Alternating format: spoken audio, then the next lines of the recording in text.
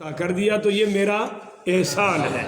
من انفسہم آئے تو تم میں سے ہے پر تم جیسے نہیں ہے، بولیے تم جیسے بلکہ سب سے اعلیٰ ہے تو انسان ہی، بولیے ہے تو بشر ہیں۔ جو بشریت کا منکر ہے وہ مسلمان نہیں ہے۔ اور ہم کلمے میں کیا پڑھتے ہیں؟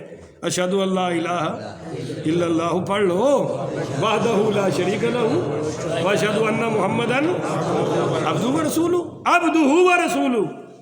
ہم انکار ہے، بندے ہیں، بشر ہیں، پر کسی بشر جیسے نہیں، خدا کے بعد سب سے اعلیٰ۔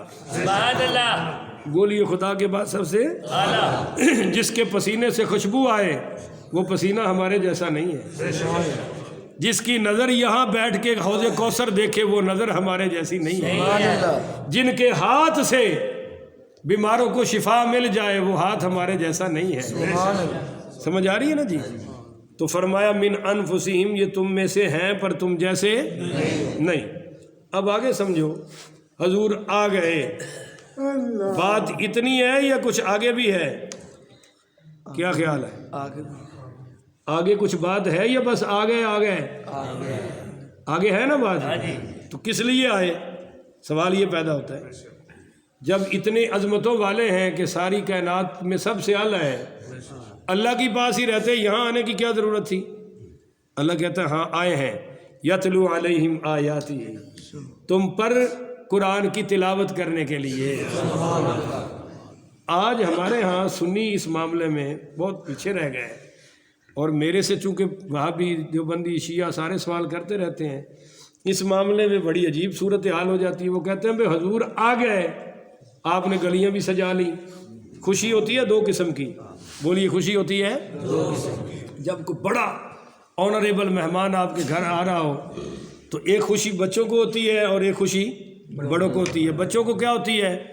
آج گوشت پکا ہے، مہمان آئے ہیں آج حلوہ پکا ہے، مہمان آیا بھئی آج ہمارے گھر میں کھیر پکی ہے، مہمان آیا آج ہمارے گھر 7-8 قسم کے کھانے پکے ہیں، تو ہمیں بھی ملے گا، ہمیں بھی ملے گا۔ اور بڑوں کو کیا ہوتی ہے خوشی؟ کہ ہم نے ان کو کھانا بھی کھلانا ہے اور جس مقصد کے لیے آ رہے ہیں اس مقصد کو بھی پورا۔ وہ صرف کھانے پہ خوش نہیں ہوتے اور آنے پہ خوش نہیں ہوتے، وہ پوچھتے ہیں ہاں جی آپ کس لیے تشریف لائے ہیں، اور جو مقصد ہوتا ہے اس مقصد کو بھی غور ہے۔ آپ کا کیا خیال ہے کہ گلیاں بھی سج گئیں، جھڑیاں بھی لگ گئیں، اور ماشاءاللہ کھانے مانڈے بھی پک گئے، مٹھائیاں شٹائیاں بھی تقسیم ہو گئی، مولویوں کی جیب بھی گرم ہو گئی، سب کچھ ہو گیا، اور بڑی زور کی نماز بھی نہیں، تو یہ خوشی مسلمانوں والی ہے یا نادانوں والی ہے؟ آپ فیصلہ دے دیں، پھر میرے پہ فتویٰ نہیں نہ لگے گا۔ یہ بچوں والی ہے یا سمجھداروں والی خوشی ہے؟ کیوں جی بٹ صاحب نہیں بول رہے؟ تھوڑے ہاں کی ہے یہ سمجھدار والی خوشی ہے؟ کیوں جی؟ کہ صرف کھا لیا پی لیا، گلیاں سجا لی اور نعتیں پڑھ لی کہ لگیاں نے موجہ ہون لائی رکھی سونیاں، اندیاں موجہ پہ لگدیاں نے، اور حضور نے ساریاں قربانیاں پیش کر کے امت نو دین عطا فرمایا ہے۔ یہ موجہ تے بیٹھا ہوا ہے اور گلی گلی کتے حضور دی عظمت تے بھونک رہے ہیں، اندیاں موجہ لگیاں نے، لوگی صحابہ نو بھونک رہے ہیں، لوگ اہل بیت پہ بھونک رہے ہیں، اور یہ کہتا ہے بس میری موجیں پوری ہونی چاہیے۔ تو حضور ہمیں موجیں کروانے کے لیے نہیں آئے، حضور ہمیں اللہ سے ملانے کے لیے آئے ہیں۔ اگر یہی کھانے پینے تک خوشی رکھی تو یہ نادانوں والی خوشی ہے۔ آگے بڑھے کہ سوچے حضور کس لیے آئے ہیں، کرنی چاہیے خوشی، اور ان کو کرنی چاہیے جس کی طرف آئے ہیں۔ پر صرف اتنی خوشی نہیں، یہ ادھوری ہے۔ پوری کیا ہے؟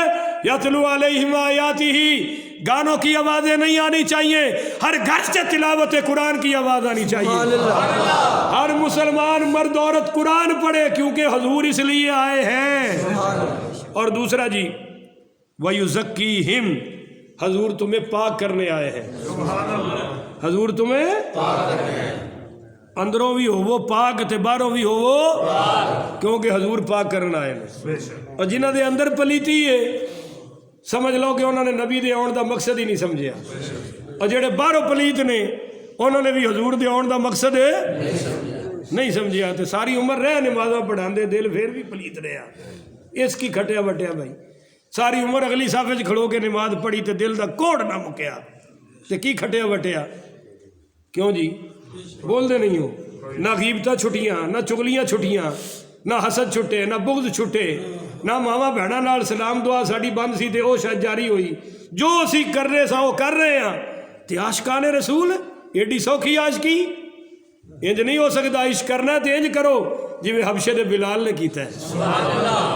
इश्क करना है तो फिर ऐसे करो कि हजरत अबू फकीहा ने पसलियाँ तो तुड़वा ली पर मेरे नबी का दामन नहीं छोड़ा। हजरत खब्बाब दहकती आग के अंगारों पे लिट गए पर दामन मुस्तफ़ा नहीं छोड़ा। बीबी सुमैया की आंखें निकल गईं पर दामन मुस्तफ़ा नहीं छोड़ा। बीबी सुमैया का बदन टुकड़े हो गया, बीबी जुनैरा की आंखें निकली पर दामन मुस्तफ़ा न छोड़ा। बीबी लबीना की चमड़ी उधड़ गई पर उन्होंने दामन मुस्तफ़ा। हजरत अबू बकर सिद्दीक ने काबा में मार खाई, दामन मुस्तफ़ा न छोड़ा। हजरत उमर मुसल्ला रसूल पे शहीद हुए, दामन मुस्तफ़ा नहीं छोड़ा। हजरत उस्मान तब 40 दिन भूखे और प्यासे रह के शहीद हुए, दामन मुस्तफ़ा नहीं छोड़ा। हजरत अली तलवारें खाकर शहीद हो गए पर दामन मुस्तफ़ा नहीं छोड़ा। हसनैन करीमैन शहीद हो गए, दामन मुस्तफ़ा नहीं छोड़ा। हजरत अमीर हमजा के 11 टुकड़े हो गए, दामन मुस्तफ़ा नहीं छोड़ा। ये उनको क्या मुंह दिखाएंगे जो खाते पीते नमाजें छोड़ के बैठे हैं। ये आशिक रसूल है जिनको कुरान पढ़ना नहीं आता। ये आशिक रसूल है जो जिनके पास पैसा हो तो शादी पर कंजरियां नचवा रहे हैं। ये आशिक रसूल है जिसके घर बेटी की शादी हो तो 7 दिन परात खड़कती है, कुरान नहीं पढ़ा जाता, नफल नहीं पढ़े जाते। नहीं, ये धोखे दावे न करो। रब जानता है कि सच्चे आशिक कौन है और मेरा नबी भी पहचानता है कि सच्चे आशिक कौन है। हम अल्लाह को भी धोखा नहीं दे सकते और बोलो उसके नबी को भी धोखा और ईमान वालों को भी धोखा। युखादिऊन अल्लाह वल्लदीन आमनू, ना तुम अल्लाह को धोखा दे सकते हो ना ईमान वालों को धोखा दे सकते हो। इल्ला अनफुसहुम, अपने आप को धोखा दे रहे हैं।